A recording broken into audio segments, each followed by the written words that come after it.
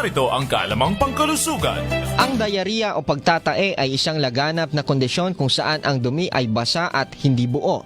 Ito ay nagdudulot ng mga sintomas tulad ng madalas na pagdumi, 3 beses o mahigit, pananakit ng tiyan, panghihina at dehydration. Ang diarrhea ay maaaring maging sanhi ng kamatayan sa mga bagong silang na sanggol at maliliit na bata dahil sa dehydration. Ito ay laganap sa mga lugar na may maduming pinagkukunan ng tubig at pagkain. Meron ding tinatawag na food for diarrhea o mga pagkain na nakakatulong sa pagtatae tulad ng saging, kanin, mansanas at pinakuloang patatas. Iwasan rin ang pagkain at pag-inom ng kahit anong bagay na hindi mo alam ang pinanggalingan. Imbes na uminom galing sa gripo o drinking fountain, uminom na lamang ng purified water na nabibili sa mga bote. Para sa mga kabataan, iwasan din ang pagkain ng street foods. Halim Abbas, NDBC, Bida Balita.